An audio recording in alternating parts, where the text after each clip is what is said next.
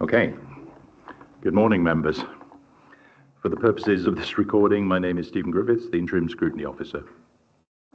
The Chair is unfortunately unable to attend the meeting today, so in accordance with the Council's constitution, I will ask the committee for nominations to appoint a Chair.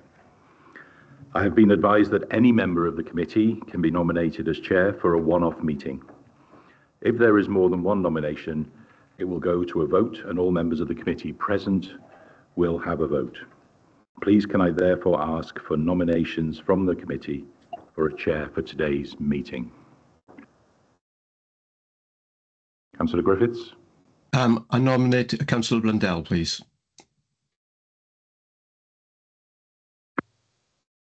Could I have a seconder for that, please? I'll second. Okay, thank you. Are there any other nominations for Chair today?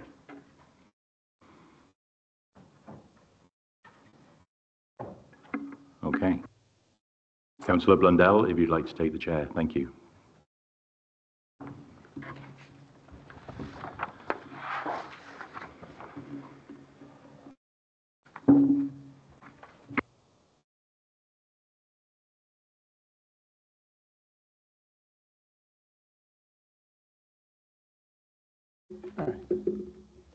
Good morning, everybody.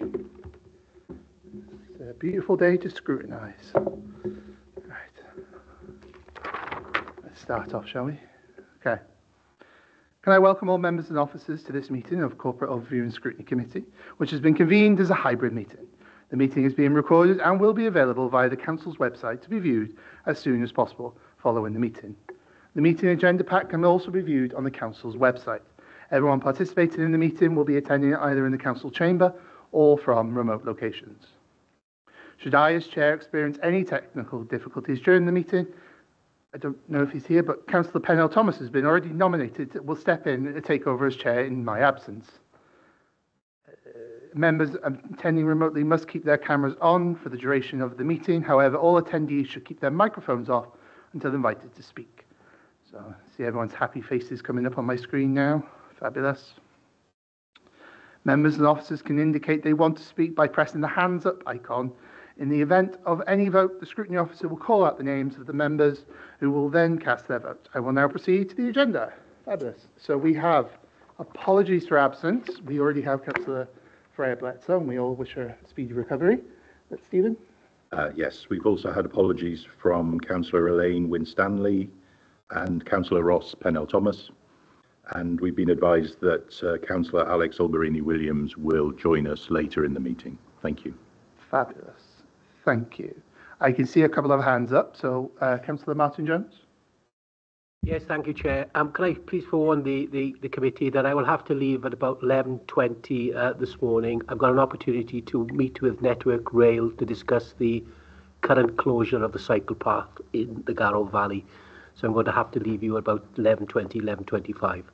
Thank you, Chair. Yep, no worries. Thank you, Councillor Jones. Councillor Paul Davis.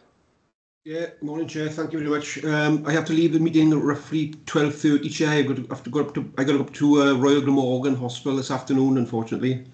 All right, nothing serious. Thank you. No worries. Thank you, Councillor Davis. Councillor Hughes. Yes. So I have to leave at 12:30 due to a family commitment, Chair. Thanks. No problem. And Councillor Griffiths.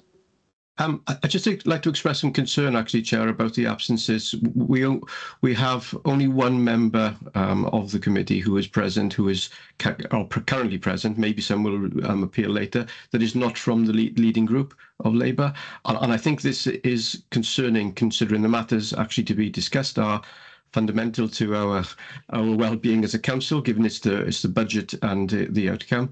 So I do express concern, and my worry is that we are not having the opposition that we should have, and therefore the scrutiny. So I just want to put on record that I think this is a very concerning state of affairs. Okay, no worries, Councillor Griffiths. Obviously, attendances they do happen, and we just have to sort of carry on. Councillor Davis, I'm assuming that is a legacy hand. Fabulous. Okay, let's remember we need to stick down our hands now. And Councillor Tim Thomas. Thanks very much. I'm afraid I got to leave at 12:30 also due to a work commitment. Thanks so much. Like we'll all be leaving at 12:30 at this rate.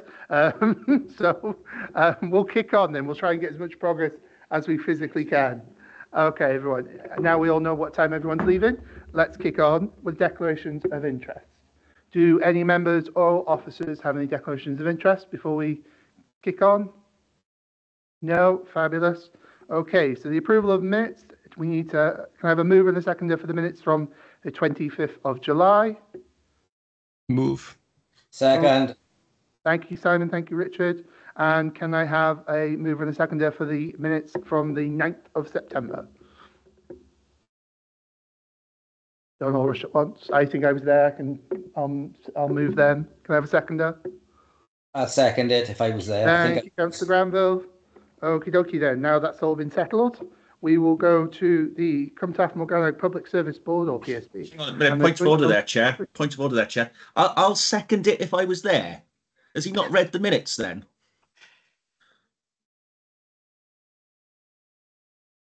I'd feel a little bit more confident if someone else seconded the minutes, if that's all right.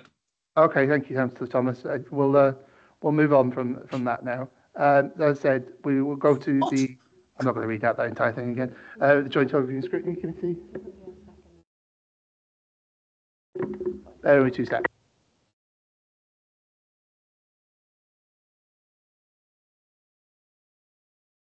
Fabulous. Thank you, Meryl. Right, I'm back. Can someone else second the minutes, please? Yeah. I think Tim Thomas, did you? Yeah, I'll happily second them because I was definitely there. Okay, no problem. Thank you. Now we've got that over and sorted with. We'll try and make some more progress. Terribly sorry, we will get to you. So I'm first going to hand over to Meryl, who is going to outline why we're having this agenda item here today and what members are needed. Thank you, Meryl. Thank you, Chair. Members will recall that at the meeting on the 25th of July, they decided not to appoint to the Cumtaff Morgannwg PSB Joint Overview and Scrutiny Committee and made comments that they wanted to be feedback to the PSB to convey the committee's concerns and explore what improvements could be made and to be fed back to this committee. Subsequently, a member development session was held on the 15th of October in which officers who support the Public Services Board presented an introduction to the Wellbeing of Future Generations Wales Act and the role of the Public Services Board as background and in preparation of reporting back to this committee today. Officers who support the Public Services Board are attending today to present the feedback in response to the issues raised by this committee and the following and the summary that's been provided in the report. So I'll hand over to our officers to present now to the committee. Thank you, Meryl. Do you want to... Hi, my name's Helen Hammond. I'm part of the team that supports the Public Services Board for Cumtaff Morgannwg. I'm just going to start with a little bit of an introduction into the to the Public Services Board. Next slide, thanks. Yeah, when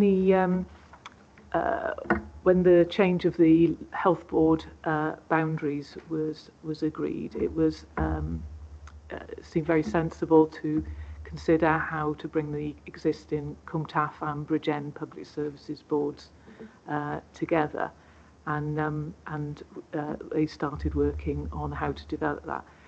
Part of that first task was to develop a wellbeing assessment, which is part of the responsibilities for a Public Services Board, to cover the whole of the Cumtaff Morgannwg area. That assessment led into the development of the wellbeing plan, and that was approved and published by the new merged board in May 2023.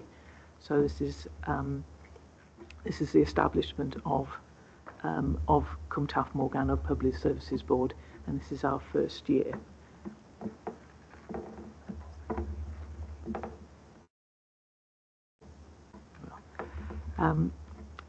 Very briefly, you'll be familiar with the Wellbeing of Future Generations Act, and that act applies to the Public Services Boards. You'll be familiar with the individual duty on public bodies to work within the act towards the achievement of the 7 national wellbeing goals, and the Public Services Board have a collective duty under that Act to come together and work also towards the achievement of those goals.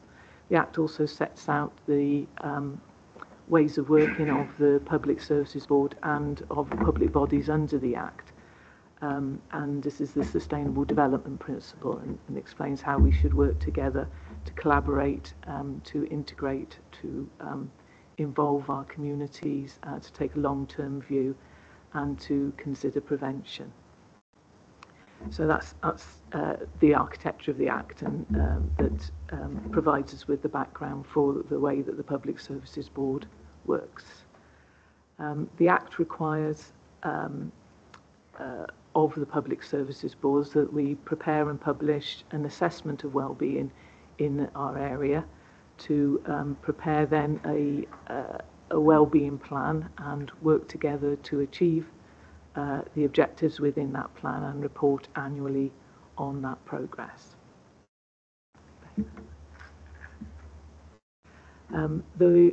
This is a very snapshot of the objectives within the wellbeing plan.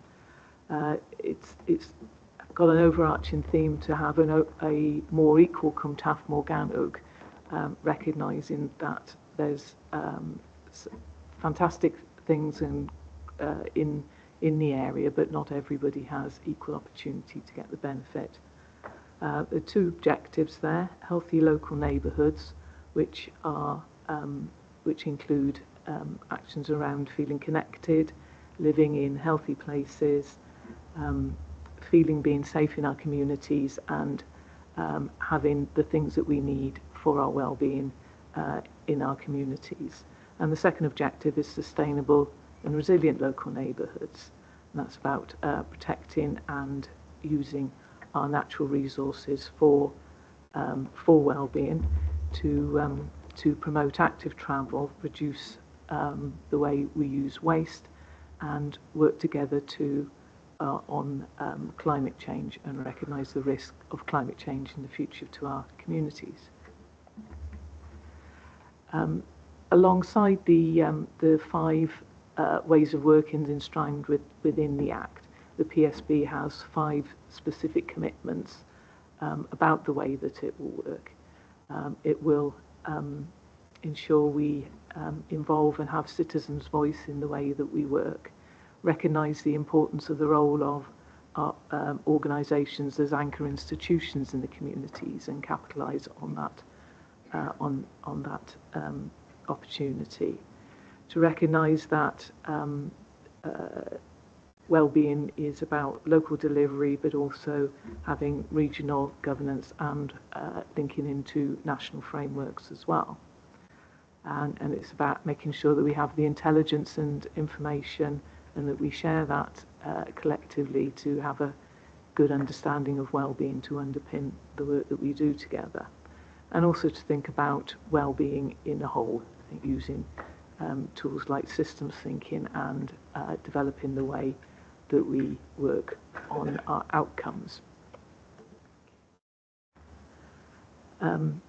We've worked together over the first year now, and published back in the summer our annual report, which sets out the range of things that the Public Services Board have been working on.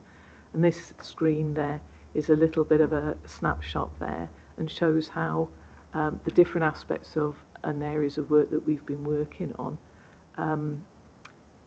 feed into the achievement of the wellbeing objectives set out in the wellbeing plan.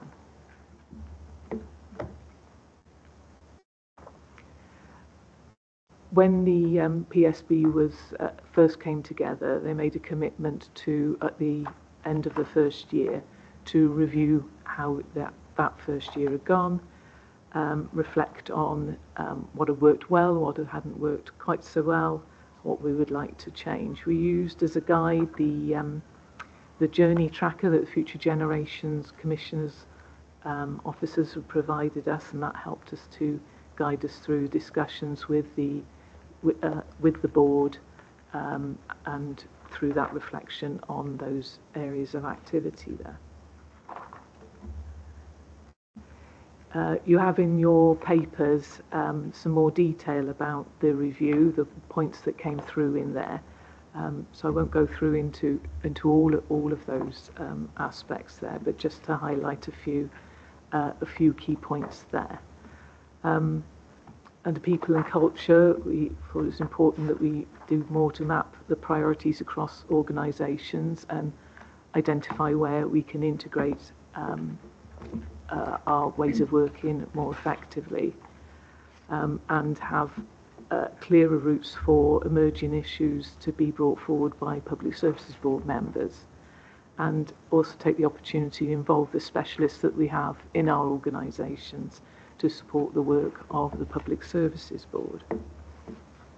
When considering governance, we wanted to formalise the way our sub-boards report into the Public Services Board, and also have a much consistent ongoing communication and feeding in from key strategic partnerships in the area, including the Regional Partnership, Safeguarding Board, and the Community Safety Partnerships on a quarterly basis, to have an ongoing understanding of those key partnerships, and also to ensure that we also communicate out as a Public Services Boards into those partnerships and set out, have a much more consistent forward work programme that brings that cycle together over the year.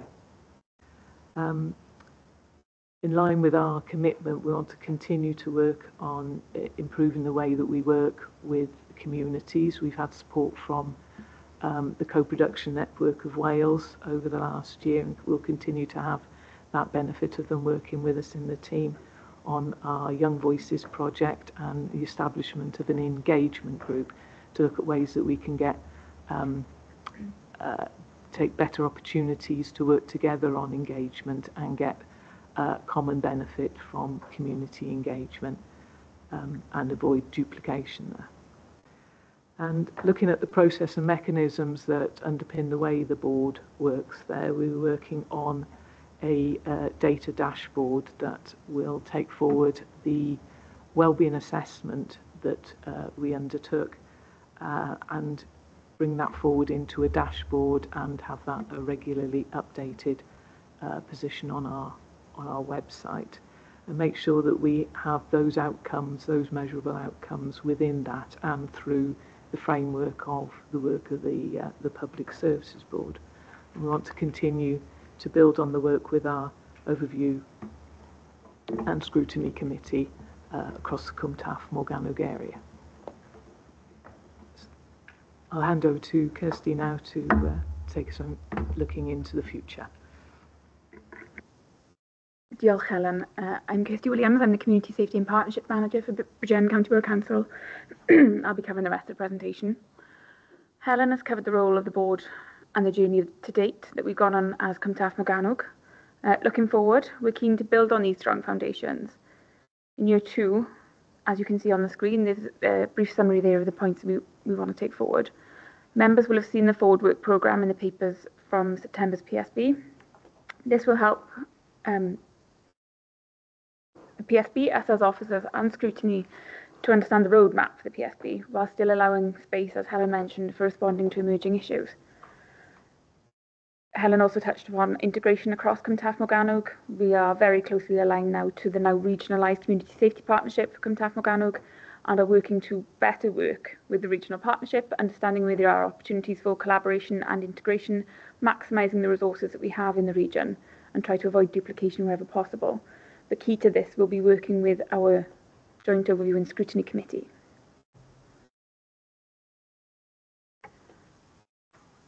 According to Welsh Government guidance, each local authority must ensure its Overview and Scrutiny Committee has the power to review or scrutinise the decisions made or actions taken by the Public Services Board, and it's really important that this is about the work of the board as a collective and not its constituent members. It's to review or scrutinise the board's governance arrangements, which is quite timely given the annual review as outlined by Helen. Make reports or recommendations to the board regarding its function or governance arrangements. Again, we've just had our review and we're feeding back to Josk on how that went. consider matters relating to the board as Welsh ministers may refer to it and report to Welsh ministers accordingly, and carry out other functions in relation to the board that are imposed on it by the Act. Training is offered to scrutiny members through JOSC, and a refresher session, as Meryl mentioned, was held earlier this month. The presentation from that session has been shared with members along with useful links such as the PSB website, our wellbeing plan, our wellbeing assessment and the annual report. We really do encourage people to look at that website to get a bit of an insight into what the Public Services Board is focusing on and how we're integrating across the region. Then we come on to what the Welsh Government have identified as characteristics of effective scrutiny. So scrutiny regards itself as a form of critical friendship with positive intent, in which scrutiny practitioners act as advocates for the success of joint working. Collaborative performance is evaluated from the citizen's perspective, and I feel this is a particularly important one, as the first year for the Public Services Board has said it will focus on collaboration and involvement. Our work with Co-Productive Network for Wales has strengthened our involvement, but there is still work to do, and that collaborative performance is something we want to take forward into year 2. It's also really important for us when we consider the vital role of our Joint Overview and Scrutiny Committee, that we recognise that elected members hold the perspectives of the communities that they represent, and which we all work for across the entirety of Cwmtaf Morgannwg, including Bridgend. So we really want to make sure that our JOSC is reflective of the region. Strong efforts are made to understand the complexity of partnership arrangements and to facilitate learning about the culture and assumptions of different organisations. So again, this goes back to the training offer, and also recognising that for the Cwmtaf Morgannwg Joint Overview and Scrutiny Committee, it also brings in the flavour of the work of the regional partnership as well as the Community Safety Partnership Board. That scrutiny creates positive expectations by focusing on issues regarded as useful to the partnership or where there is consensus that things need to change. So again, this is about the work of the collective of the board, not the members that make it up. Scrutiny demonstrates intellectual independence and investigative rigour in all of its activities. We know that this is something that needs to be strengthened and hopefully something that will be taken forward as we develop that data dashboard, working with Data Cymru. That scrutiny recognises a positive impact by developing clear, timely, evidence-based recommendations aimed at enhancing collaborative performance. We are really keen that when we work with the scrutiny support, the timing of the Joint Overview and Scrutiny Committees feeds into the work of the Public Services Board to allow opportunities for pre-scrutiny as well as post-scrutiny. And finally, that scrutiny critically evaluates its own performance, utilising partnerships perspectives. Scrutiny have recently published its annual report, and again, that's going on the Public Services Board website. And that's us. Thanks very much for your time. Diolch yn fawr, and happy to answer any questions. Fabulous. Thank you, Helen, and thank you, Kirsty, for that presentation. Right. So, members, raise your hands if you'd like to ask any questions on what you've just had presented. We won't be asking for nominations for anyone to go on the Joint Overview and Scrutiny Committee until we get into later in the meeting, just so to speed things along, really. Well, attempt to anyway. Councillor Griffiths. Thank you, Chair. Only if I can ask to go back to, I think it was the third slide that we looked at with the well-being objectives mentioned. Is that possible? We will do our best now.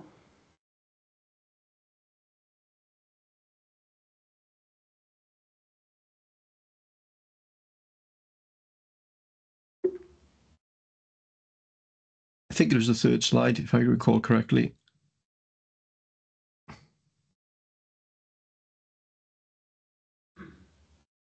Yeah, so I looked at this and it occurred to me that the recent problems that we've seen in Bridgend around the Princess of Wales Hospital fall into multiple categories here.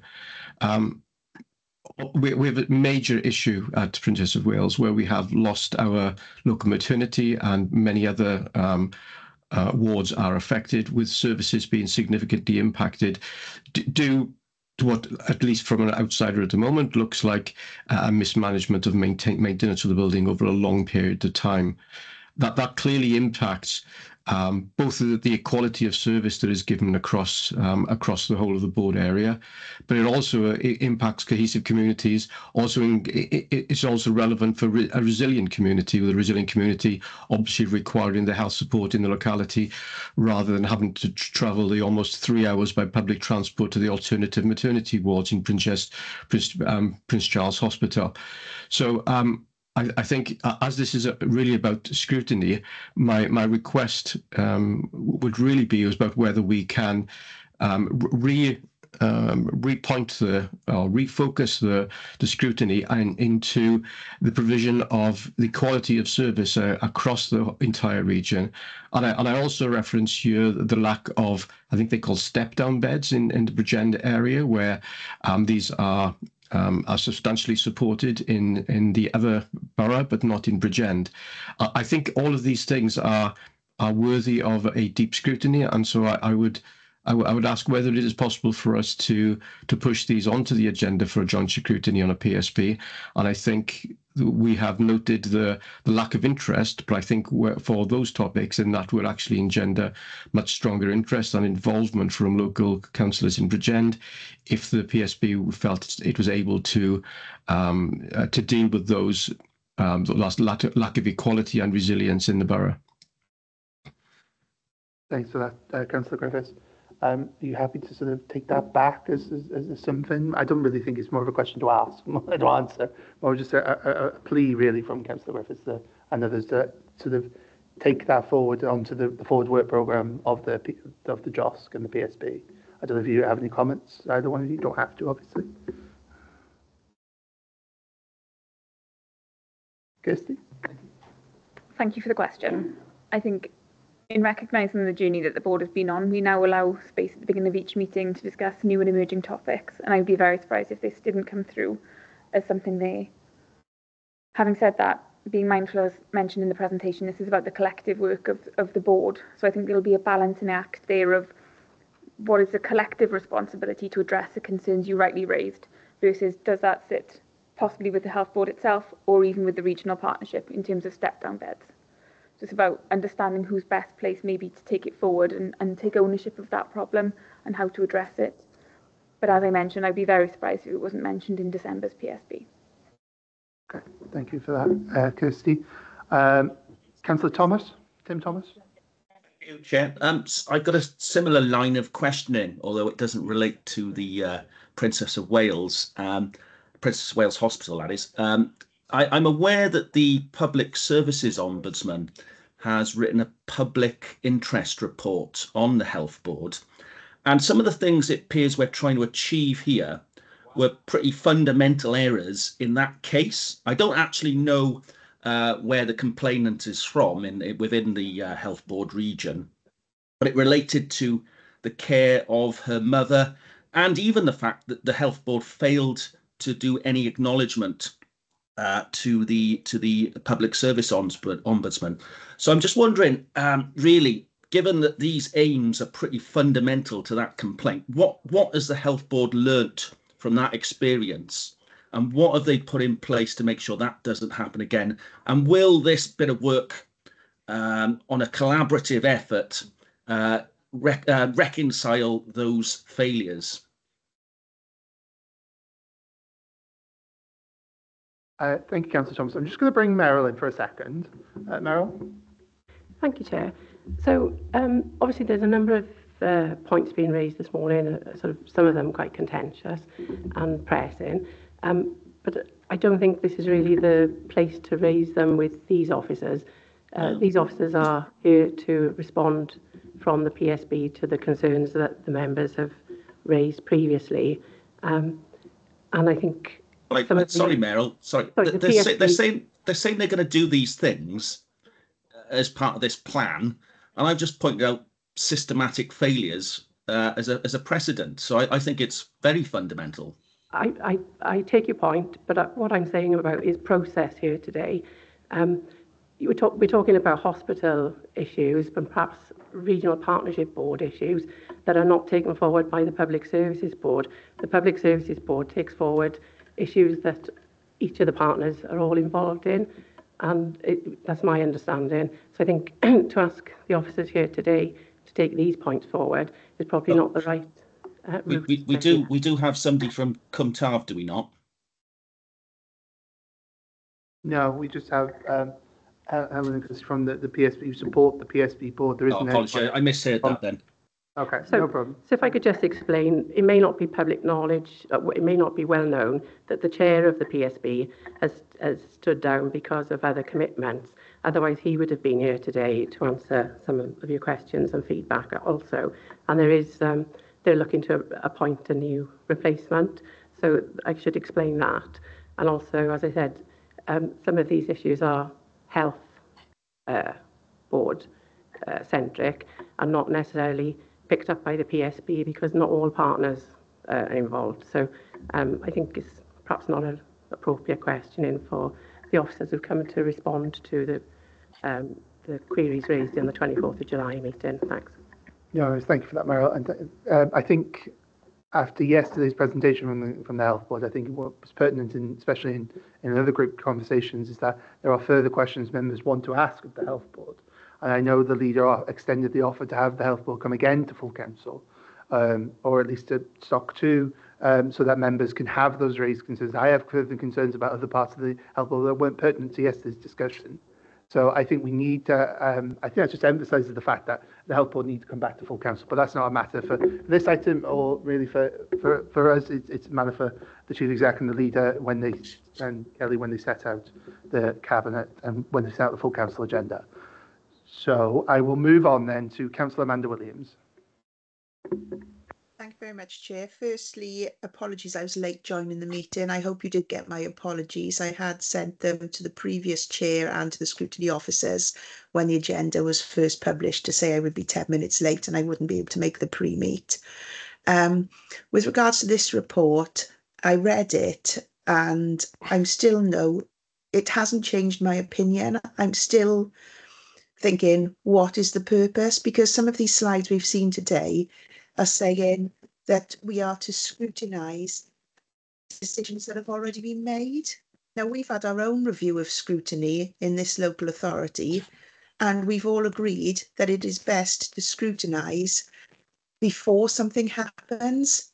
So I'm wondering, again, I still cannot see it, other than this report telling us we have to be part of this, how we can in any way mould this so that we can put some of our agenda items that go across the local authorities, and how we can get something out of this, because at the moment it is just ticking boxes afterwards, and I think we'll be in the same situation as we have been in the previous meetings. Thank you. No worries, thank you, Councillor Williams. I'm going to bring in Meryl first, and then I'm going to bring in the Chief Executive. They've both been waving at me. 2 points I was going to respond to, Chair, and I understand entirely where Councillor Williams is coming from, because as part of that review, as you quite rightly said, we did look at the importance of pre-scrutiny. However, the Wellbeing of Future Generations Act then has very clear statutory roles for the scrutiny of the PSB, and they are that we look at the wellbeing assessment in draft before it's agreed by the PSB, that we look at the wellbeing plan in draft before it's agreed by the PSB, and that we look at the annual report, which is a look back at the year of what's actually been achieved. So those are the three fundamental things that the Act requires scrutiny to look at jointly. I've forgotten what the other point was now, sorry. Mark wants to come in, I think. Mark. Thank you, Chair. I just wonder if I can make a contribution, and apologies to some members, because some of this I did make at a recent training session as well on a similar issue. But I think, first of all, I think I understand some of the frustration with the PSB and perhaps some of the reticence, therefore, to be involved in the Joint Overview and Scrutiny Committee. But I think there are probably two compelling reasons why the authority should seek to do so. The first is probably less important, but frankly, it is a statutory role. We are regarded as one of the key local authorities, as a key partner, and we will be judged by both our regulators and in things like peer panel performance assessments about our contribution and about what we did to make it more effective if we think that there are issues or problems with it. So that's a very regulatory chief executive type answer. But the more important answer is actually genuinely what is it that we want to do collectively as a series of public service partners to make things better for our residents and our communities. So part of the scrutiny role is, yes, about review and about scrutiny and monitoring of performance. I know there's been some frustration that perhaps the plans of the PSB don't allow the same numerical or quantitative type assessment that you might be able to get in some elements of the council. But I do think actually another part of the role is influencing, and as influencing direction of travel, influencing priorities, and influencing focus. So Councillor Simon Griffiths' point earlier, on a more general CTM basis, I think is a perfectly valid area of scrutiny about the quality of service and what can we do collectively as a group of partners to address that and mitigate that. So it's important that we add value as a partner. It's important that we recognise that the PSB can add value acting collectively, aligned to our corporate plan, aligned to the work of the RPB as well, around that whole well-being piece. And I think my feeling is that if we and others take a back seat and say, well, we don't see what we can do, well, potentially every public sector part can do that, and then the PSB doesn't work at all.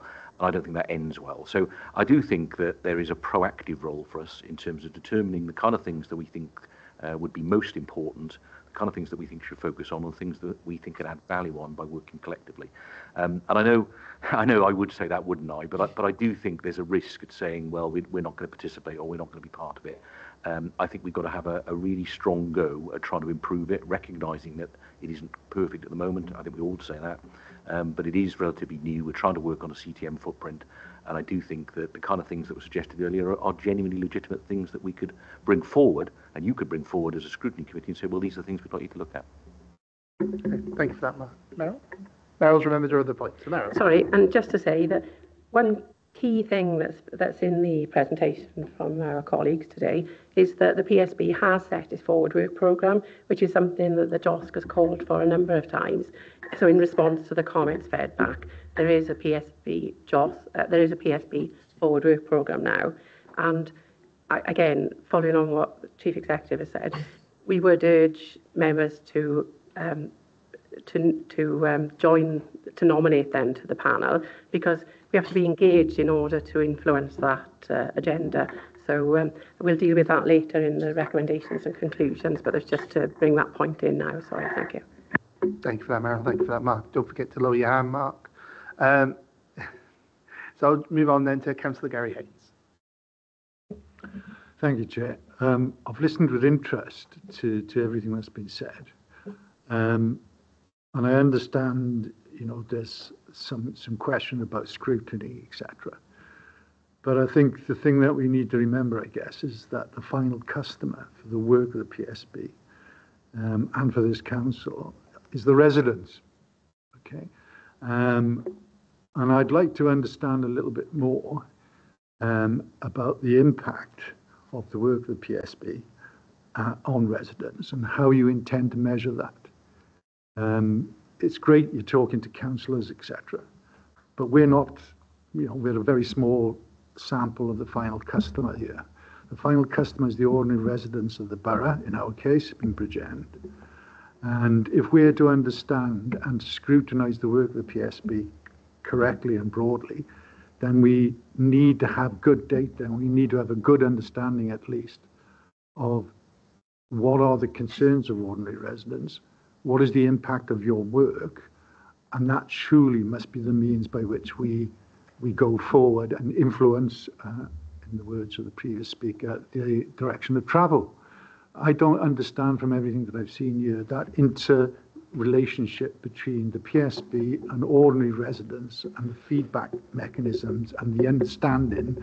I can't quite understand from what's been presented how that is going to be achieved. So I wonder if you could enlighten me. Thank you. Thank you, Councillor Haynes. Alan, do you want me to take that?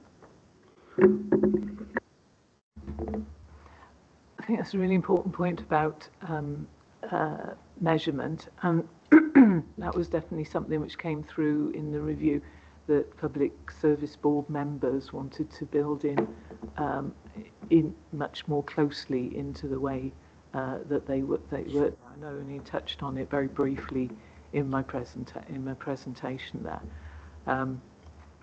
but we want to make sure that we have outcomes set out quite clearly in the work of all the sub-boards and the areas.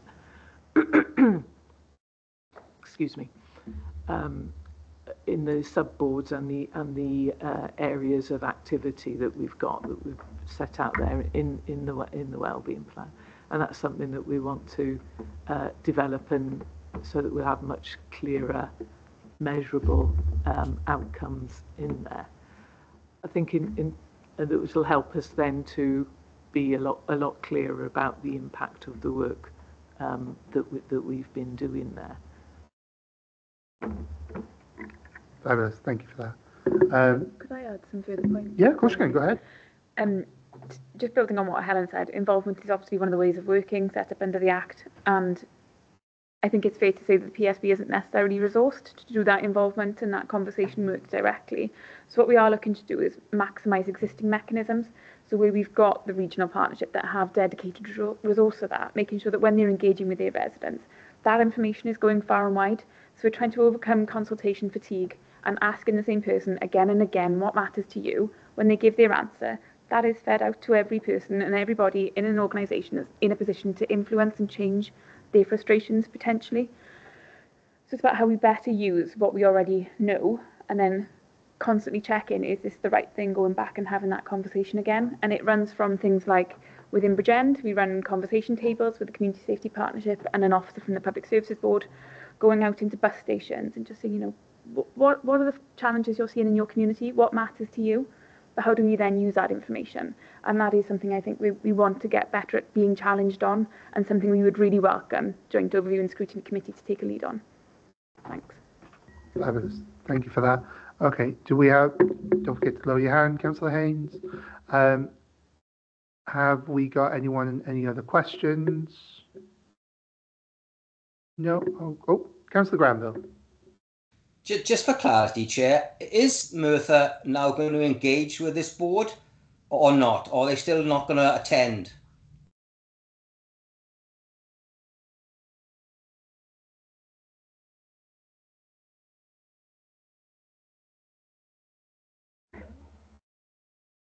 Merthyr Council and members on the Public Services Board and very active member there. I think if you're referring to Merthyr councillors as part of the scrutiny panel, I don't think that any have been identified that I'm aware of as yet. Mayor, do you want to come in? I believe that for members who are not aware, then there is specifically issues with Merthyr representation, because they're quite a small authority with a small number of members, and it's difficult, the workload, to get them to allocate members on to everything. Then I did believe that we had one member nominated for Merthyr and an officer who attends, and it's something that we are, the RCT as the sport authority for the JOSC, are following up and trying to get further representation from. So I think that's where we are at the moment, but we can certainly ask for an update on that from the JOSC officers. Okay, thank you for that, Meryl. Deputy Leader, would like to come in? Thank you very much, Chair, because I appreciate I'm not an invitee for this agenda item, but if I could make a contribution, it may be helpful to members. I actually met with some of Merthyr Cabinet last week as part of the RPB. I know that they will be coming forward. Just to make members aware, we are concerned because there is no resource around the PSB. It is just an expectation and a statutory function of ours. So we need to utilise what we already have out there. I have asked the JOS to pick up the Regional Partnership Board work, and the reason that I've asked for that is because there is no scrutiny of the Regional Partnership at all.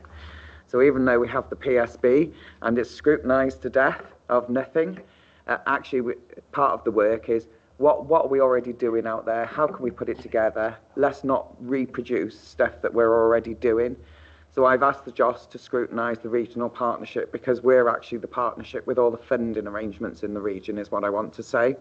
So it would be of benefit to have our members there, because we are very definitely picking up an integrated agenda across the board. I sit on the PSB as chair of the regional partnership. It wasn't because I wanted to attend, because like members here, I didn't see the value of it. So I am trying to make it of value and worthwhile is what I want to say. Thanks very much, Chair. Fabulous. Thank you, Deputy Leader. I think, as all with these things, the proof will be in the pudding, won't there? And so we'll have to see how we go from there. But as I said, we will get to our nominations towards the end of the meeting. So as I've got no more hands up and no one is waving at me in the chamber, thank you very much for coming. You may leave now. You're more than welcome to stay, but you probably have more important things to do and sit here with us today. So thank you for that. And we'll just give everyone a couple of minutes to get themselves ready and make sure that we have all the officers needed for our next item, the budget monitoring report.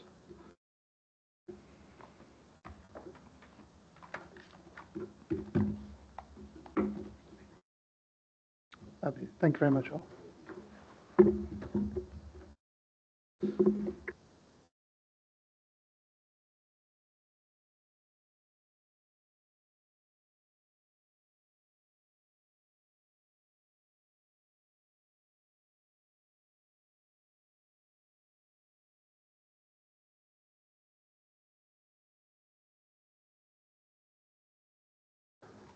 Just to let those members online know, we're just sort of trying to get the officers to come in now.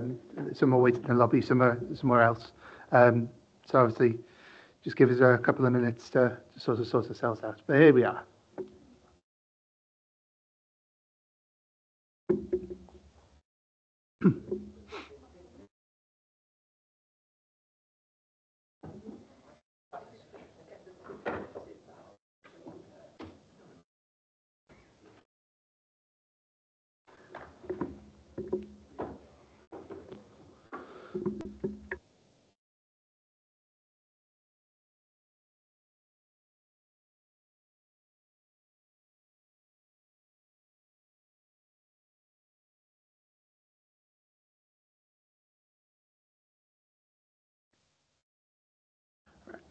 Right then, everybody, let's get ready for our next item, which is the budget monitoring report of 24-25 quarter 2 revenue forecast. Now, I'm being waved at by the Deputy Leader. Oh, we're doing that at the end of the meeting. That's fine. Okie doke. So, Karis, are you going to be presenting today for us? You ready? Yeah. Fabulous. Certainly. Let's go. Okay, thank you, Chair. So what we're doing here is presenting to you the revenue position as at the end of September.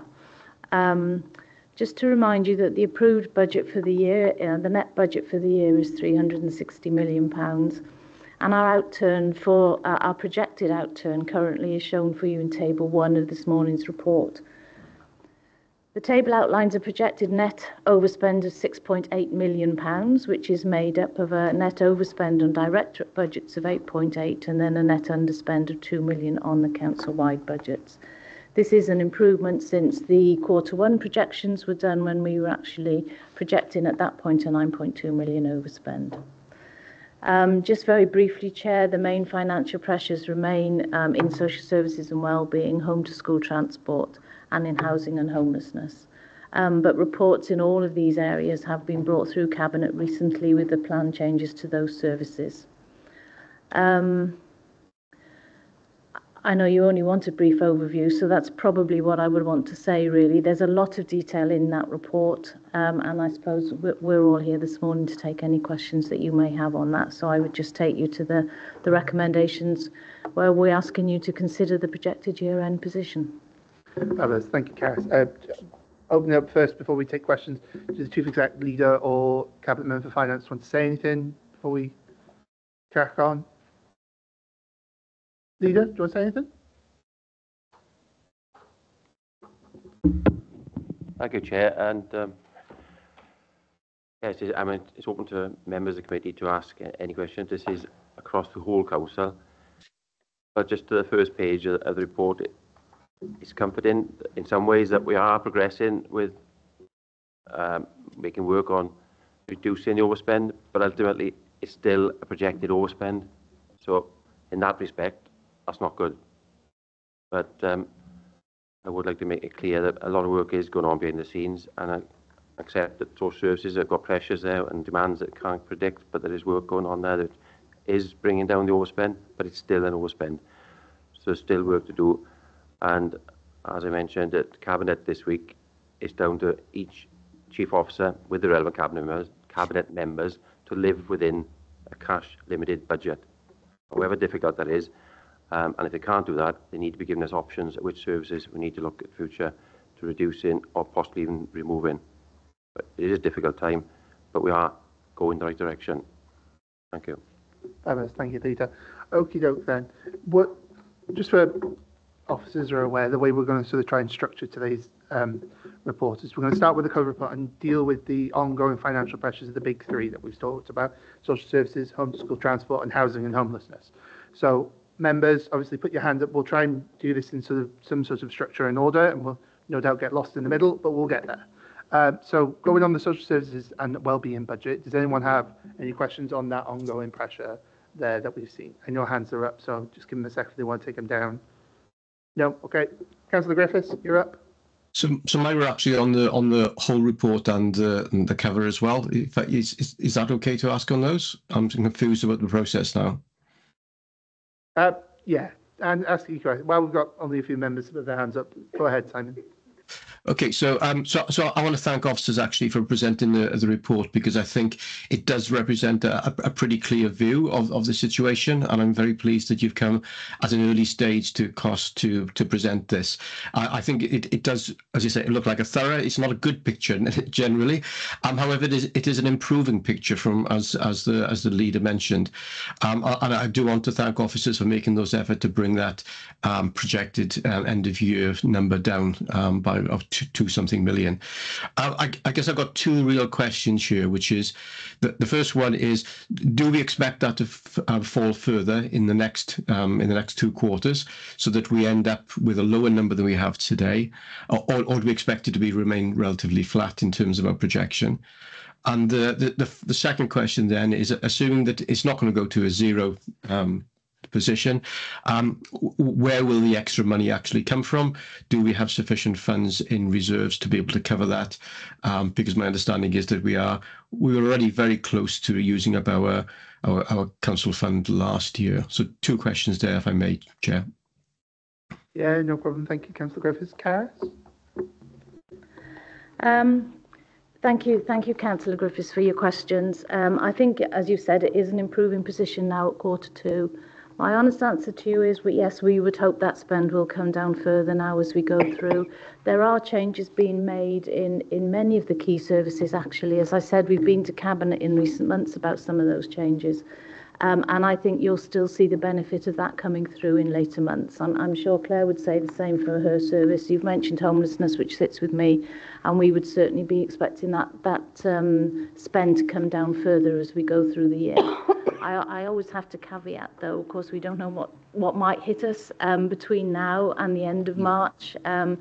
But I think we would hopefully still see some reduction in that expenditure. The key question you then asked was, and will it come back down to zero? My feeling is, if I'm honest, that's quite a difficult ask to bring it back down by another 6 million by the end of the year.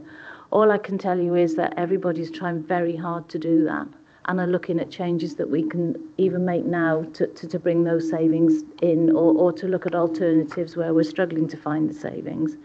And how would we fund that ultimately? We would have to look at our reserves to fund that difference at this stage of the year now.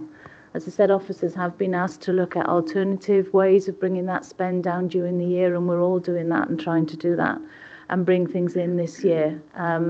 But if we don't manage to bring it in, then we would have to look at our reserves to balance that position. Okay, thank you for that, Caris. Moving on, Councillor Hughes, you've got your hand up. Yeah, thanks, Chair. Are we able to look at the social services and wellbeing points in the report, or do you want to still consider contributions about the report in general? Well, if you've got a question on the report in general, we're happy to take that now. But again, if you want to do social services, we can do social services. Whatever you, Okay. whatever. That's fine. I just wanted to sort of recap on the meeting yesterday. You know, and we need to look at emerging pressures. We had a comprehensive report from the Chief Executive of the Health Board about the situation in Princess of Wales Hospital.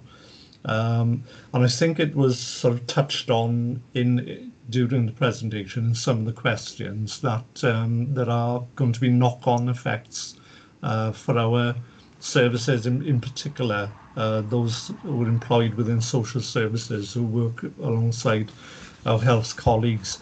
I know it is early days, but I think that's an emerging pressure that we need to be aware of. I just wondered if we had any indication of the likely on costs of the situation there at the moment.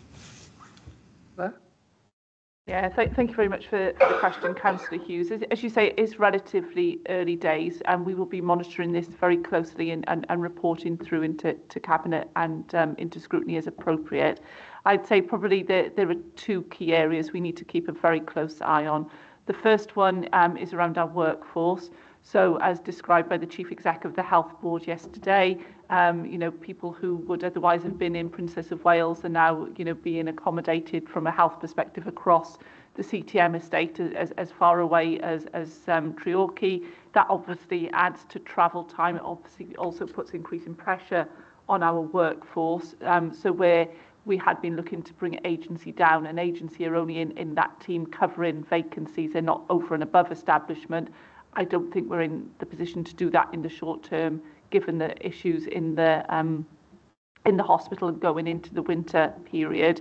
We received correspondence from Welsh Government only yesterday as Directors of Social Services, as the Regional Partnership Board, saying what the expectations are about doing more in the winter, more in a way that didn't bring any additional money. And members will know in previous years we've had something called winter pressures money, which isn't going to be coming forward to us as a health and social care community this year.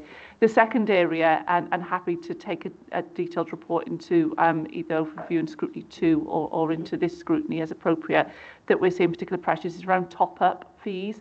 And these are top-up fees where people are assessed as needing to move on into a care home. We pay what we consider to be a fair price of care, but a number of care homes across the county borough don't consider that fully covers their costs, and they charge something called a top-up.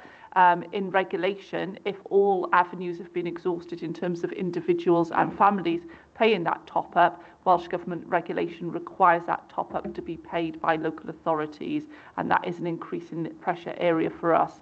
And what we're seeing at the moment, since we've had this latest business continuity incident with the Health Board, is because they're looking for people to move on more quickly. The pressure around the decision making on top-ups is coming through, and we're having to take a very strong line on that and saying that we'll work to our usual processes around it. But that is an area for challenge and an area that we need to monitor very, very closely. Thank you, Claire. I think a report on the top-ups and everything would be something that we would want to look forward to, and we'll put it definitely, I would think, in our recommendations for either SOC2 or ourselves to look at, depending on where there's space in the very tight calendar that we have, as you can imagine. Councillor Amanda Williams. Many thanks. Mine isn't on any of the three areas you've raised, but it is on page 33 and 46 of the cover report. So it's to do with school deficits, and then it's about reserves as well. So do you want me to bring these in now or later? Well, I was going to get to school deficits as we go along, but yes, as we've got no one else asking questions currently, feel free, Councillor Williams. Right. Do you mind if I go back on myself then and ask 46 first, because my question on page 33 is dependent on the answer for that as well, please. Yeah, carry on. Right, okay, let me go back to the page. So on page 46, we're talking about reserves, earmarked reserves. Let me just find it. I just wondered, and then we've got a spreadsheet as well about the reserves. I think on the next page, table 4. So we've got a table, but it says, in addition, school balances are not adjusted until the year end. An overall drawdown in year of 7.114 million from school balances is currently projected. Firstly, I wanted to know what that meant because I was struggling to understand that, please. Karis? Okay, thank you for that question. We don't make any adjustments to reserves in relation to the school or the school balances until year end, until we close the accounts and we know where each school is at the year end. What we're trying to say there is actually the amount in balance in the school reserves is 2.4 million currently. And the report is saying that currently we're expecting to draw down 7 million. Therefore, there'll be an overspend, if you like. Schools will be drawing down more than they've actually got in their balances, and that's due to the deficit balances that the schools have at the current time. So we will have to deal with that when we close the accounts. And your second question, Councillor Williams? Great, yeah. So that confirms then. I just wanted to know where those figures were coming from. So the one on the school deficits is back on page 33. Bear with me a second while I go back up on my mod curve. So that then it says about this projected deficit 4.709 million. So that obviously then has got to be covered somewhere. And whilst this is our performance here, I think what it would be, I would like to see in these sorts of reports going forward for the budget, because obviously we'll start having the budget meetings for next year, is what the proposed, because I think the problem we've got here, being a chair of governors, I know that not all schools are putting in their deficit recovery plans based on a further cut to next year. So these figures are only for this year, and I would expect that to increase significantly for next year. So it would be nice to see the different figures for as it is this year and what projected and the deficit recoveries, because whilst there's only a small number now who are outside of the 5% for deficit recovery plans, if you put any projected that should have been put into everyone's plans, I think that figure would be far in excess of that as well. So going forward, it's not so much of a question. I would like to see for the next report something like that so that we can be considering that for when we come to look at budgets for next year, please. Okay, thank you, Councillor Williams. Lindsay? Thanks, Chair. For the purpose of recording, I'm Lindsay Harvey. I'm Corporate Director of Education, Early Years and Young People. To Councillor Williams, I think you raise a really important point there. Obviously, as far as school projected balances are concerned and within their deficit budget recovery process, they have to be cognizant of the efficiency savings that are identified within the medium-term financial strategy. But it is an important point you raise because schools have to plan for that within their projected spends over the next 3 to 5 years. So certainly something we can include in future reports is certainly something I will emphasise again with head teachers and with meetings of governors, because it is an important point. Obviously, it's not just the current position, but they need to be mindful of projected savings going forward, and they need to be cognizant of them in their planning. Thank you.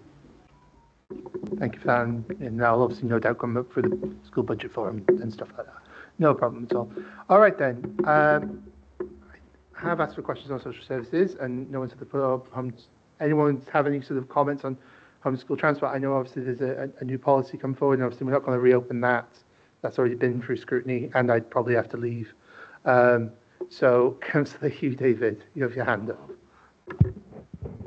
Sorry, I did have a question on social services, Chair. It was just around the Learning Disabilities Day opportunities budget. I know there's a reference in that commentary about the service now being accessed or continuing to be accessed by older people when the service is for people with learning disabilities. And I know there's some obviously sharing of the service, if that's the correct term, but it's just understanding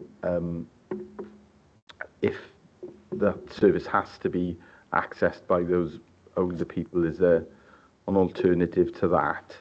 And how quickly will the reviews be concluded and the action following on from the reviews referenced in that commentary be completed? And I know the director's already referenced, I think it was difficult conversations with the health board. Sorry if I haven't quite remembered exactly what you said, but I know obviously that's an area of big potential expenditure for us, where there's shared budgets for individuals, or pooled budgets. Again, apologies if not using the correct terminology, but I think it would be helpful to have a wider update on action around that, because it can result in much higher budgets for us, can't it? And I didn't see detailed reference to that in the report, recognising that it's a lot to cover in a single report. So 2 questions there from me, Chair. Thank you. Thank you, Councillor David. Claire? Yeah, thanks for the questions. In terms of learning disabilities and indeed, Pan Disability Day opportunities, we've been operating for some time in Bridgend, integrated local day services which can be accessed by older people, largely, very, very largely with cognitive impairment and dementia diagnosis, as well as people with learning disabilities. What we're seeing in terms of the mix within those services is more older people and less people with learning disabilities actually accessing those services. More people with learning disabilities are, post-COVID pandemic, are supported in different ways during the day and haven't returned to day service. As Councillor Davies has referred, we are undertaking quite a significant review of daytime opportunity in Bridgend. That's due to come into, I think, a special overview and scrutiny committee 2 in December, because the findings of that review will be subject to pre-scrutiny before coming into Cabinet for consideration around consultation, because what will be proposed, and not to preempt it there, will be quite a different operating model to the ones that we've got at the moment around both older people and people with learning disabilities, recognising that for most people with learning disabilities, they want the same things in life as the rest of us do, which is around meaningful daytime occupation with a focus on employment, education and training. So that review will come forward. The findings, not the detailed options by the end of the year, but then the detailed options for Cabinet to consider with a view to consultation, which will be required there.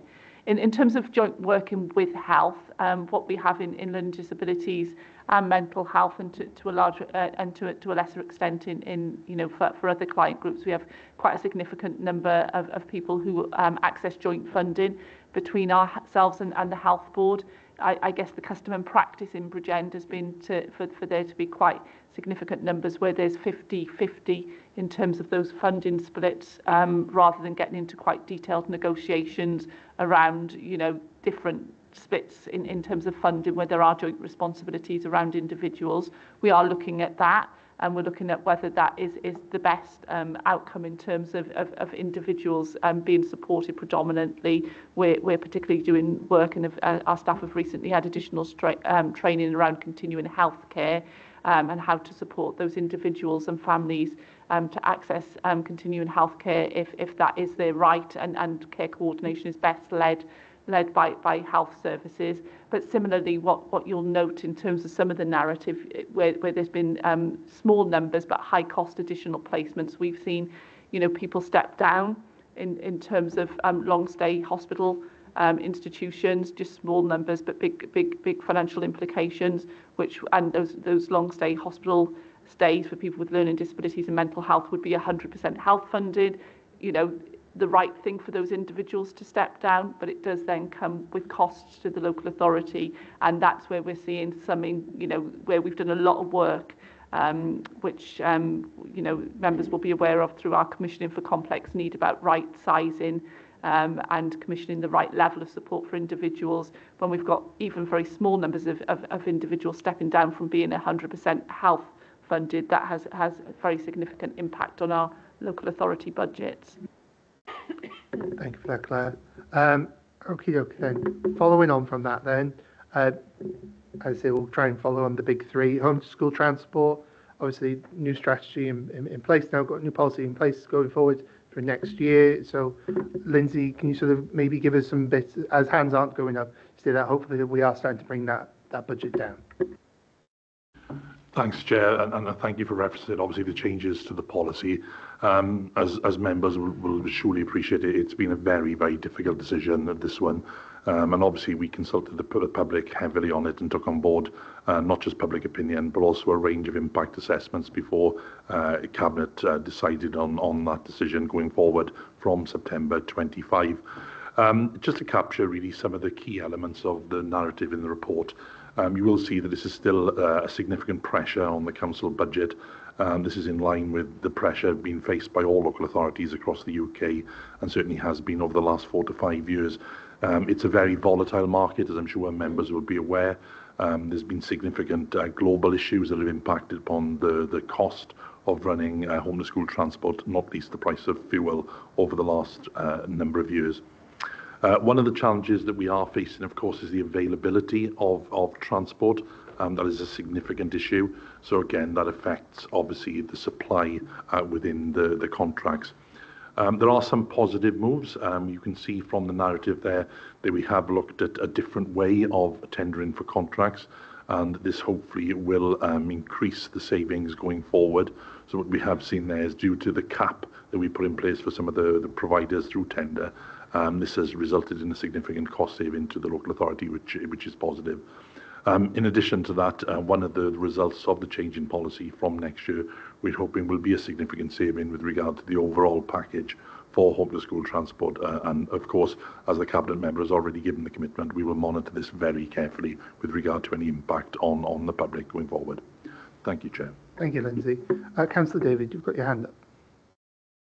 Yeah, thanks, Chair. Recognising the action and decisions the Cabinet have made around home to school transport and the potential impact that may have, in the report it does reference that the biggest area of growth is in transport, learner travel for children with special needs. And of course, the policy, apart from the decision to offer parents and carers the option, and I don't know if that's still being progressed, the option to transport children and young people themselves. The policy is not going to, the change in policy is not going to affect that budget to a large degree. So are we anticipating that the budget will continue to grow for transport for children go into special schools and our learning resource centres? And is there an opportunity for some of the procurement changes that you've referenced to be applied to that area as well? And that's obviously a welcome saving around the price cap, isn't it? That hopefully we can apply across the board, because there's still significant pressures that you've referenced in the report. Thanks, Chair. Thanks, Councillor David. Lindsay? Thanks, Chair. Thanks, Councillor David. Yes and yes are the answer to the questions. First of all, with regard to the first one, do we see there's going to be a growing demand? Yes. If we look at the trajectory over the last couple of quarters, we've seen a raise in the number of pupils with additional learning needs within the county. And there is a correlation, obviously, between the number of learners with additional learning needs and those that require bespoke transport. And I think the bespoke element is the challenge, really. One of the challenges we are faced with is not just mainstream transport, where we need specialist vehicles, for example, with tail lifts. The supply is in short supply. So again, that's something we monitor very, very carefully. But clearly on the second question with regard to the capping, that's a principle we'll seek to apply to all future contracts, albeit we'll need to be very careful with this to meet our statutory duty with regard to providing transport for those who require it with additional learning needs. Thank you, Lindsay. The Cabinet member wants to come in. Yeah, thank you, Chair. And can I thank Councillor David for his question, because it is very valid. We have a firm commitment to support children and young people with additional learning needs, but it's clearly a growth, it's a budget pressure, both in terms of home to school transport and the bespoke education packages that are required. But we are not alone here in Bridgend. I think the 21 authorities across Wales are also experiencing similar budget pressures, and this will certainly be on the agenda on November the 7th, where Cabinet members of Education have been invited to meet the Minister for Education, Lynn Eagle, and it'll be interesting to see what sort of solutions will come out of Welsh Government to support local authorities trying to provide this specialist service to children and young people.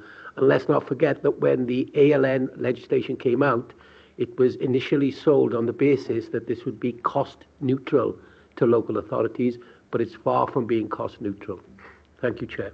I don't think it's been cost neutral for many a year. Councillor Jones, thank you for that. Right then, I can't see any more hands up about homeschool transport. We'll move on into housing and homelessness. Karis, I don't know if you want to say a couple of words on it, as it's in your directorate. Some questions. Yes, I'm happy just to cover a little bit of that off, and then I'll see what comes through the questions, Chair. We are showing a reduced overspend in this service area now at Q2, which is good news. Still an overspend, I acknowledge that, but we are bringing it down. We brought a report through Cabinet last month to update members in relation to what we're doing on this.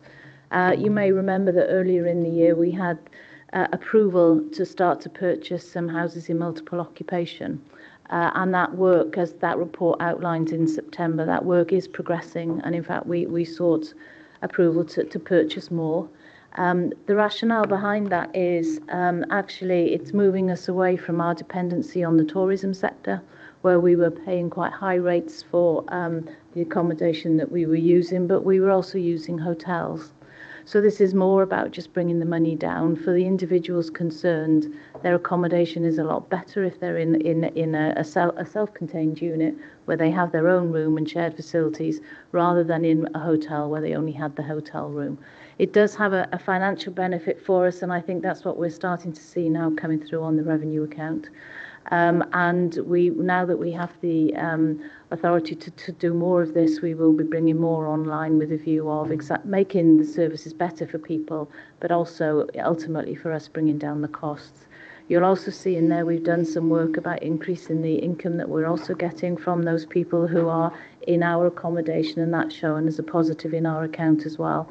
So that's something that the staff are focusing on to make sure that where people are entitled to benefits for this, that they are having it, and they're able to contribute towards the costs of the accommodation that they have.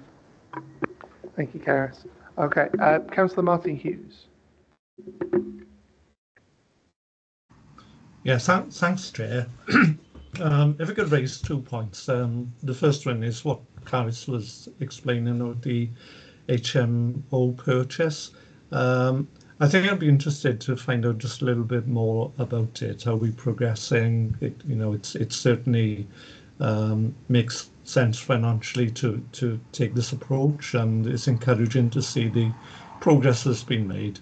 If you could have just some more information about how many units are actually being brought in for actual use at the moment, and what our aim is in terms of the sort of capacity that we're able to accommodate. Second point then is on the shortfall between the monies that we receive for housing benefit from the DWP and the monies that we have to make up ourselves. I think it's in the region of £158,000, and that figure is going up. I think on the face of it, I think most members would assume that DWP subsidy would cover housing benefits, but there is this discrepancy. It's mentioned in the narrative. I think there are two causes for that. But I'd be interested to see how, what work we're doing to try to plug that gap to bring that down. Thanks. Thank you, Councillor Hughes. Karis? Yes, thank you for those questions. We currently have 2 HMO units now up and operational, and we've also taken over during the summer the former Maple Tree House that was utilised by Children's Services, and that's brought another 12 units into use for us. And we, as I said, we will continue to look for units to bring forward. We're very conscious not to have too big a unit. But so the ones that we've got now, I'll check the actual detailed numbers for you, Councillor Hughes, and send them out to you. But we are looking for units of about that size. As I say, we don't want huge units to manage and to run. But because an increasing number of those presenting as homeless are single people, these units are actually hitting a housing need that we probably didn't have so starkly prior to COVID. So it is a new type of provision for us. And so far, I would say it's working well, and those units are now coming up to full capacity. So we will continue to do that. I think there are 2 things in there, really, which you've mentioned about the income and the rent. Depending on where we buy our accommodation from, if you like, if it's in the private sector, they will often charge rent which is higher than the local housing allowance, and that is set nationally, that's not set locally. Therefore, benefits, if people are on benefits, will pay up to the local housing allowance, and then there's a shortfall. And we have to pick that up. We do a lot to make sure that when we enter into agreements for temporary accommodation, that we work with the landlord or whoever we're buying it from to make sure that we pay a reasonable market price. But the reality is that private rental costs across the whole of the Bridgend area are higher than the local housing allowance, and therefore that we have to pick up that shortfall. I think the other thing you mentioned in relation to the DWP subsidy is an issue that we've got in finance, really, about the subsidy that's coming in to meet our costs, and it's exactly the same issue there as it is for the housing market that we're dealing with, which is that some people who are in receipt of benefits are paying rents which are higher than the local housing allowance, and therefore at the moment we're having to pick up the difference between that, and it's obviously showing us quite a pressure in our account this current year. Again, we do everything we can to support people and to make sure that the rent that they're paying is reasonable, but private sector rents continue to outstrip the local housing allowance, unfortunately. Even though it was lifted more recently, it's still not enough to meet the private sector demand at the minute. Thank you for that, Karis. Councillor Hughes, did you want to come back, or are you happy? I know your hand's still up, so. Yeah, fine, fabulous. Councillor David. Welcome the work that's been undertaken to change the way that we support homeless people. I think that makes a lot of sense, but we've still seen a big increase in the number of, again this year, in the number of people who are homeless who we are supporting, from 601 to 659 households. And I don't know if we've still got one of the highest levels of homeless people that we're supporting in temporary accommodation in Wales. But it's understanding what more we can do to stop people becoming homeless in the first place and requiring temporary accommodation. I know there's a duty on us to prevent homelessness, and there's a lot of work underway, but that was going to be reviewed. I don't know if it has been reviewed, and what more can we do to prevent these people becoming homeless in the first place? And do we anticipate that achieving the savings that we need to make? Otherwise, this budget will continue to increase, won't it? And unfortunately, thanks, Chair. Thank you, Councillor David. Karis?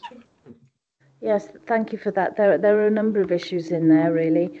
Our figures, as members will be aware, increased dramatically through the pandemic.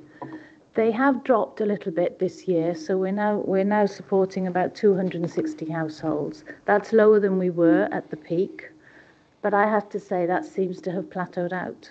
So we're not seeing that reduction fall. We're not seeing that numbers fall. So we're currently working, as I said, with about 260 families, which is considerably more than we used to prior to the pandemic.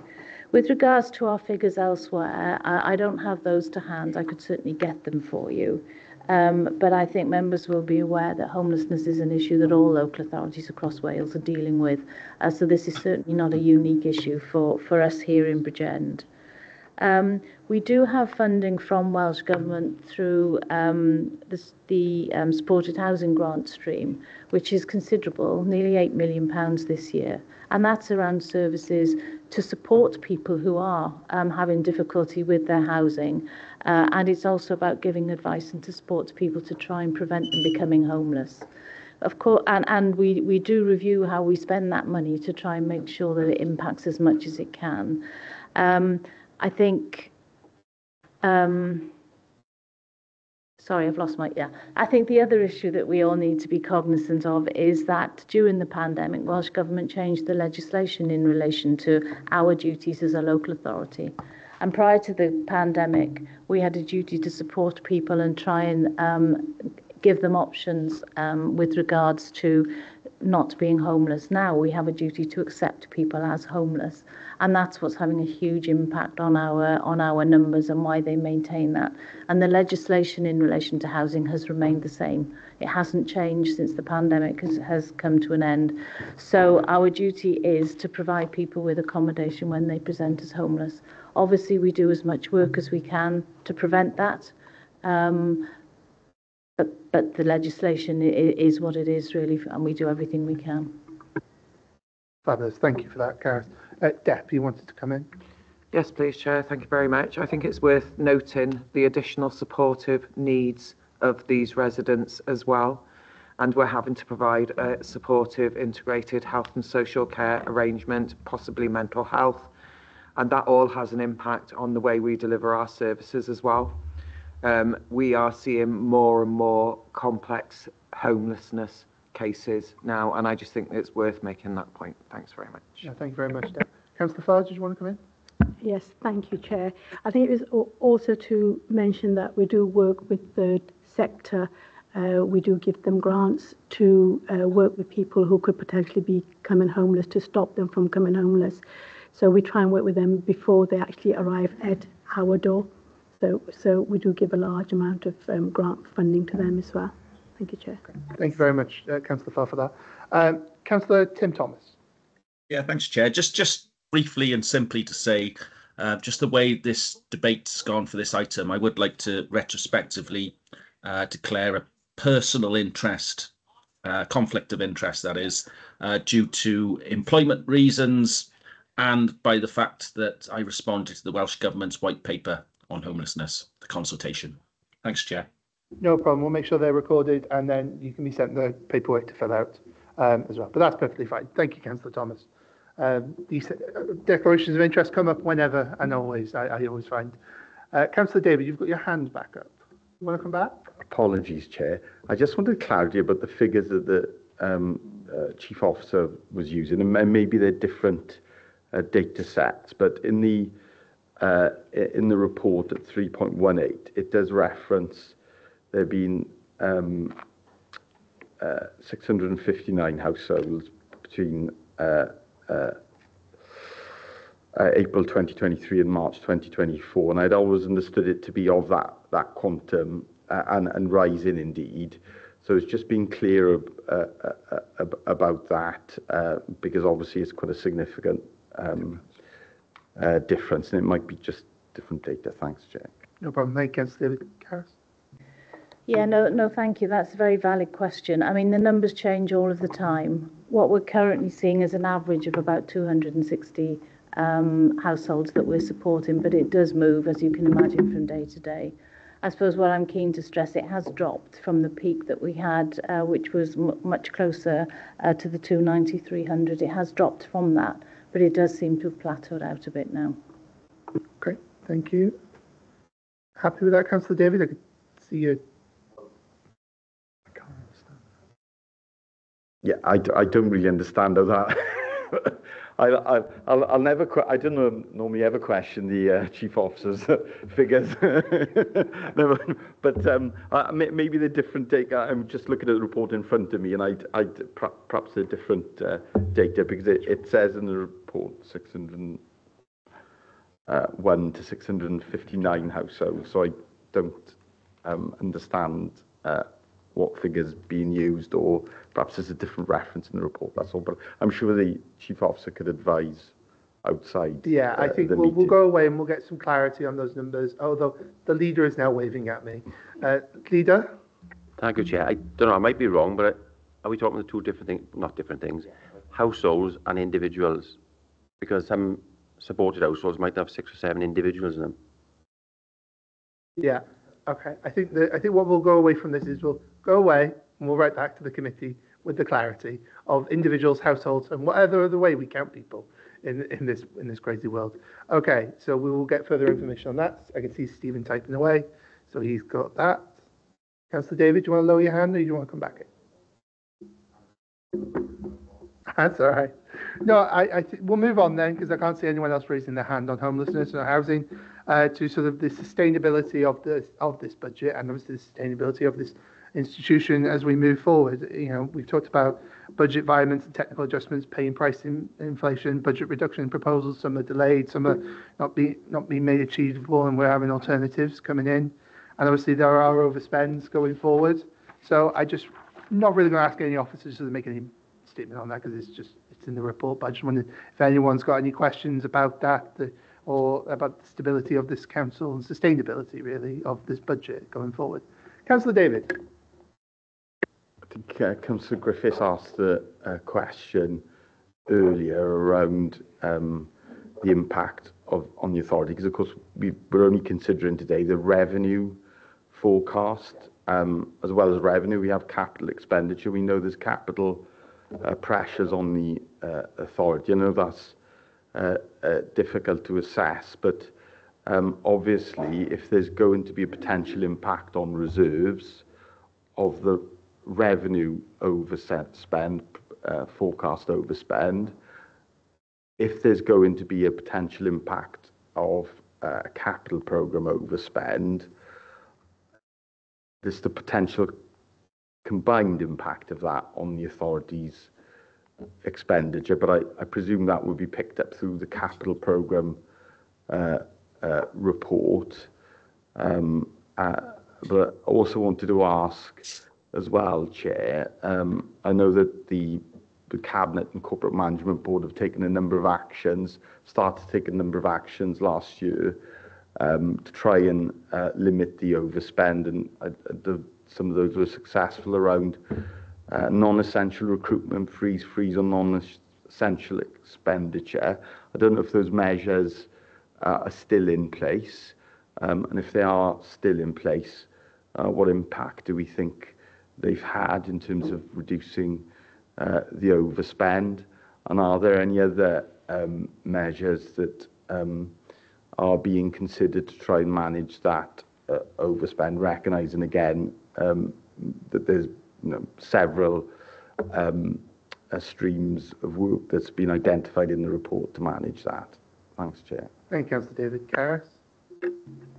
Yes, thank you for that. I mean, you're right to raise that we have significant pressure sitting in our capital programme as well at the moment. We are due to bring a report to Cabinet and Council in the November cycle, updating members in relation to the capital programme. The reason it was delayed, because ordinarily it would have come in this month, is because for exactly the reasons you've really pointed out, Councillor David, is that we're looking at the pressures in the programme. When the capital programme was approved back in February, we didn't allocate for new schemes during the year, so part of the work has also been done to say what resources have we got and how is that money best used. Therefore, there has been a delay just of the 1 month, and we will be back into Cabinet and Council in November around the capital programme. So we'll be reporting back to you there on, as you know, the individual schemes and also whether or not any more funding is going to be allocated. With regards to the current year and what we're doing, I think the 5-point action plan that you outlined is still in place. When we closed the accounts for last financial year, there was evidence that the action around the selective vacancy freeze and the other issues in the 5-point action plan did in fact help to bring down spend. We did report when we closed the accounts that we'd seen savings against staffing budgets as a result of vacancies. So we are continuing with that, and in fact we are going to put some messaging out to staff this week to confirm that and to confirm with them the current position that we're in at the end of year 2. I suppose the other things I would say is that we have done work over the summer with cabinet members and with directors around the position at the end of Q1 and having discussions with regards to not why has it happened. I think you've got that detail in the report that you've got in front of you today, but the so what question, so what are we going to do in order to bring this spend down, and whether that's about looking at the savings that are in there or about bringing more things in to bring that spend down. And that work is still ongoing really to try and bring the spend down. I think if I had to reassure you in any way, which is that when we went to the Governance and Audit Committee last month, they considered a report from Audit Wales on the financial sustainability of the council. The report actually, I think, was fair and it noted the pressures that the council is working with.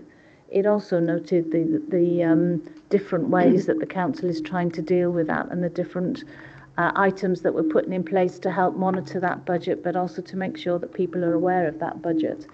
And that was received and considered at GAC last month.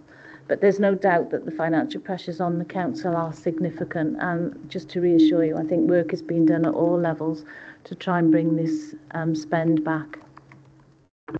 Thank you, Karis. Leader, you want to come in? Yeah, thank you, Chair. On that very point, I mean, there's two things. I mean, next week we're having a cabinet CMB purely on sort of next year's budget and where we are currently, and looking at the whole council approach as opposed to, we've tried the last couple of cabinet meetings not to be approving individual requests for growth or finance, to look at it corporately, one council approach. But the one thing we're trying to do and ask for this year, leading to next year, is for any sort of service changes, which are cuts basically next year, that can be brought forward, not to wait until April the 1st, that they commence from January the 1st. So if there are service cuts proposed for next year that we're thinking we may be looking at and may be in agreement with, that they start taking place sooner than April 1st. So those savings can be helped to offset the overspend this year. And if that can be done, we'll be pushing for that to start, for some of those cuts to take place January the 1st. Thank you for that, Lee. Can I just clarify, do you mean the consultation, because those are some of these will need consultation, or do you mean like actual, there's a budget cut that we can make, we'll make it on January the 1st, or we'll start the consultation on January 1st? No, if there's a budget cut that can be made, and there's a whole question about consultation, because sometimes we're doing consultation on budget cuts, even though we already agreed basically we're doing the budget cut. So that seems a pointless exercise sometimes. Where we have to do consultation, fair enough, but if there's a budget cuts that can be implemented, not easy, except that, but they can be brought forward and start from January 1st, that they start from January 1st, so there's an extra 3 months savings, but offset overspend for this year. Not easy, but that's what we're trying to look at doing. It does happen in other authorities. No worries, thank you for that, Lee. Just point of clarity there, just wanted to make sure we're all aware of that. Okay, Councillor David, do you want to come back in? Yeah, welcome that approach, given the financial position we're in. I think that is the right approach, personally. My other question was, sorry, I got another question, Chair, that we had to scrutinise, don't we? Is just around the big pressure that has developed quite rapidly within the Education Directorate around the support for children with additional learning needs. I think that's right to that it's increased quite significantly.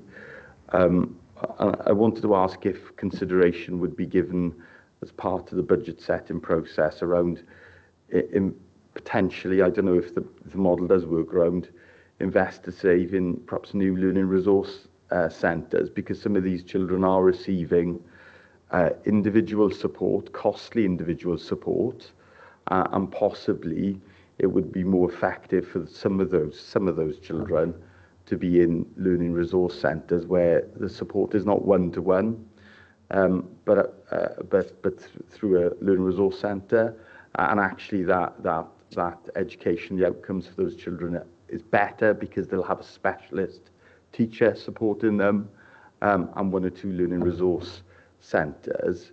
And also as part of that consideration, again, just recognising the challenges that we're seeing on a daily basis in our schools across the county borough in terms of challenging behaviour and additional learning needs, and the impact and the cost it's having in home to school transport and in other areas. I'm sure the director and the cabinet member are constantly reviewing that, but are there opportunities around the model, changing the model, to try and better support children that may actually save us some money, or not save us some money, to reduce some of the overspends that are clearly quite a significant pressure, because we've talked about the big three. This now pressure is up there with home to school transport, isn't it? And it's not something that we have given a huge amount of focus to as a scrutiny committee, and perhaps that's something we need to do in future to support Cabinet and CMB. Thanks, Chair. Thank you, Councillor David. Lindsay? Thanks, Chair. Thanks, Councillor David. Absolutely. I think it's a really important point, because we are seeing growth in this area. The narrative in the report clearly indicates that, and again, it's something that all local authorities in Wales are managing at the moment. To answer the questions directly with regard to looking at additional learning resource centre support, yes, we've recently undertaken a review of additional learning needs support in a couple of areas across the local authority, and that's certainly something that we would be interested in exploring. I think to put it into context, however, where it becomes challenging is that members will be aware of the significant savings that have been proposed and undertaken actually in the medium-term financial strategy, both in light of the pupil referral unit, in addition to the communications and relationship team, which impacts on individual support for learners with emotional, social and behavioural difficulties, and also widen the learning support team. So, for example, by way of context, we've reduced the number of hours available within the ALN service to individual learners by 395 hours this year to meet the efficiency savings identified in the MTFS. So these are significant. So I suppose at the same time where we're seeing growth in this area, we're also having to make significant cuts. It's an extremely difficult balancing proposal that we are faced with, but one that we will meet head on. But there is a growth in numbers. So the other issue we need to balance as well, of course, is with the individual development plans of learners. If, for example, one-to-one support is specified within those plans, we have a statutory duty to provide that. So whether it's in a learning resource centre or in a mainstream setting or indeed a specialist setting. So again, there's all these considerations we obviously need to think about when preparing the best possible support. The challenge is that we are seeing growth. We are seeing complex needs, especially in behaviour support, as Councillor David has referred to. So again, I would certainly welcome the opportunity to come back to scrutiny with that, as Councillor David suggested. I think that's very, very sensible, because this is a challenging issue and I can't see it dissipating anytime soon. No worries. Thank you for that, Lindsay. Thank you for that, Councillor David. I think it's something we might capture in our recommendations, and maybe some for SOC 1 to look at, although I'm not going to tell Councillor Ulverini Williams how to run his committee or what to put on his agenda going forward, but I'm sure we'll pick up that later. Does anyone have any further comments or questions on the cover report itself? If not, we'll go for a quick break and then we'll come back and do the appendices. I know we've been going for an hour and 45. Councillor Griffiths. Yeah, just if I could make a personal comment, Chair. I understand that my earlier comments upset a few of members. I would make it clear that I was not trying to criticise any individual members in my statements. I was merely commenting that the good working of this committee really relies on a strong opposition as well as strong representation from the leading group. I think it's quite common for us to hear in Parliament that anybody might comment on the empty benches on the other side, and I think my comment was in that realm, and it wasn't meant. So I apologise unreservedly to any members that may have felt it was a personal criticism of themselves. Thank you, Chair. Thank you, Councillor Griffiths. Okay, then on that note, then we will go for a quick. What's the custom? 5-10 minutes. 10 minutes. We'll go for a quick 10-minute break. Everyone be back at 5:02. Try and be as close to 5:02 as possible, and we will go through the appendices of the report. Thank you, everyone.